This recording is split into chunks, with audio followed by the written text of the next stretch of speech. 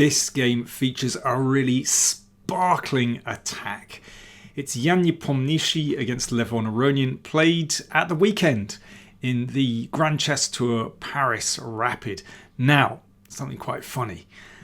Anish Giri tweeted about this game, "The best game I have ever seen. Watch out, Magnus." Well, I suspect it's not even the best game he saw at the weekend, but it's a really funny comment. It is a really nice game, but I think he just enjoys winding up Magnus. There we are. It's a very funny tweet, very tongue-in-cheek. It certainly won't be the best game that Anish Giri has ever seen, but it is a really nice game, and it does show how Nepo has a real attacking flair, a very sharp eye for an attack. Let's take a look. So it starts out as a kind of retty English Catalan, and this variation that Aronian plays I rather like, actually. You can play knight d7 or c6, but this idea has become quite popular over the past 10 years. I recommended it on one of my DVDs, a repertoire for black against the Catalan.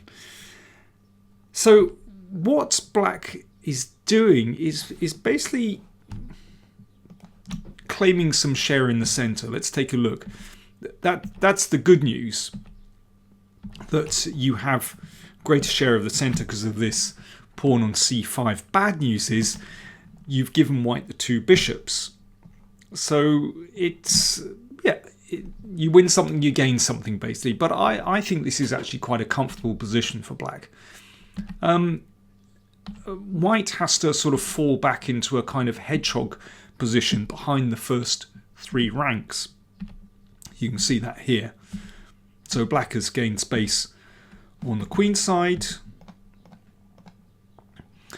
and white has the two bishops, and it's this kind of hedgehog structure, with colours reversed. And the queen has to go back. It can't really live out there in front of the pawn chain for too long. Queen a7.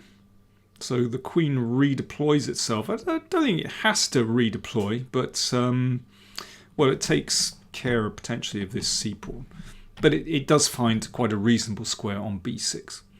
So, well, just pretty normal so far. Neither player striking out. This knight just comes back to d5. That's okay. And here, black is ready to play bishop to f6. And, well, if those bishops are exchanged, then I think black is more than fine in that position. Could even start to build some pressure on that pawn on d3. So it's at this moment that Nepo struck in the centre, and I think he needs to do that, and this is his best chance for an advantage. And here black has a few options. Aronian just dropped the knight back to f6. Seems that that's not the best.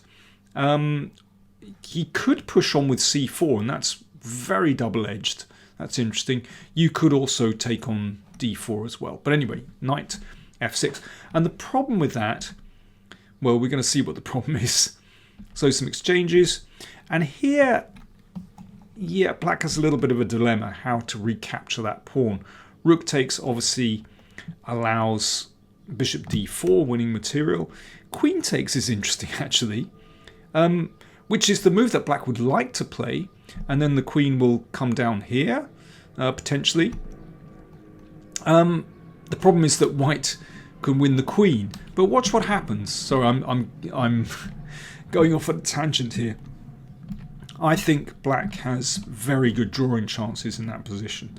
It's really hard for the queen to make any progress against the rook and knight. So that's another option. But, you know, you'd still have to defend that position. Anyway, bishop takes played, and Nepo manages to damage black's pawn structure.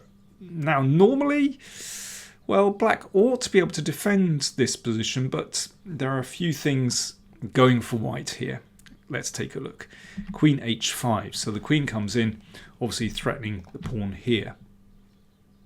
In fact, black's best is just to give up that pawn. You wouldn't think so, but obviously white has the advantage there.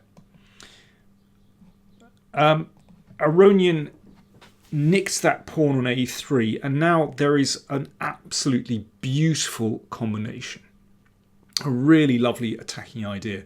Now, the obvious move, which is just to take the pawn here, but after rook d8, black is defending. The rook gets shut out of the game, or white has to exchange then with the opposite colour bishops. Not too bad. But rook d7, attacking f7. So the rook shuffles across to defend.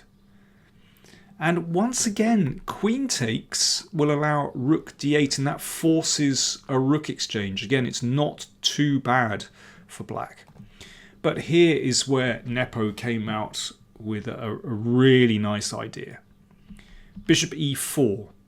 So two threats. One is simply to take the pawn, and that's going to be very dangerous in combination with the bishop. And the other threat is to play bishop g6. That's a nice idea.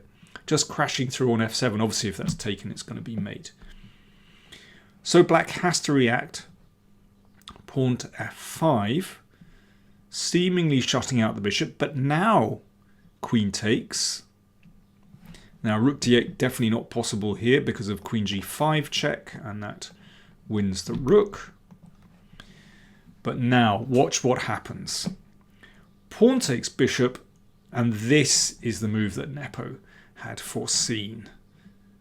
Some way off, I guess. Rook d5, exploiting this pin.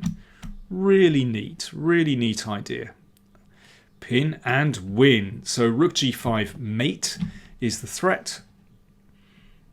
And if pawn takes rook, then queen takes queen. And that should be a winning position. Well, we see something similar in the game, actually. And of course, if bishop e7 defending the g5 square, covering g5 square, then rook h5 and mate next move. So there really is no way out, or no decent way out for black. Aronian gave up his queen and then took the rook. But this is a winning position. Basically, when you have queen against, well, in this case, rook and bishop, or queen against minor pieces, queens are really deadly when they have targets. And here there are a lot of targets in the position. First and foremost, black's king is exposed. So there are always checks where the queen can bounce off. This is a weak pawn. These pawns are potentially weak. The bishop is a bit loose. Potentially the rook is a bit loose as well. So all these targets and a very safe king. And worst case, we might be able to advance these pawns just to create an attack. So pawn to f5 played. Queen d4 check. And b4. So this is very nice. White threatens queen c3, trapping the bishop. Bishop moves. And now the queen comes in, ready to take that pawn. Once that pawn drops, then there'll be another target, the pawn on b5. And that's too much. Rook f7. Queen takes. And now e3, well, it doesn't have any effect at all. And in fact, queen c8 check was the final move of the game. Simple double attack. White takes the bishop on the next turn, so a nice finish. There we go, the queen absolute supreme in those positions where the board is open and lots of targets. So a very neat attack from Nepo, and that move, rook d5. Well, bishop e4 was very sharply spotted, and this idea of rook d5. Pin and win, really nice. Was it, as Anish Giri said, the best game I've ever seen? Well, tell me, what do you think? Is that the best game you've ever seen? Well, not for me, but I enjoyed Anish's tweet, and I enjoy his poking of Magnus. There we go. Let me know what you think. Thanks for watching.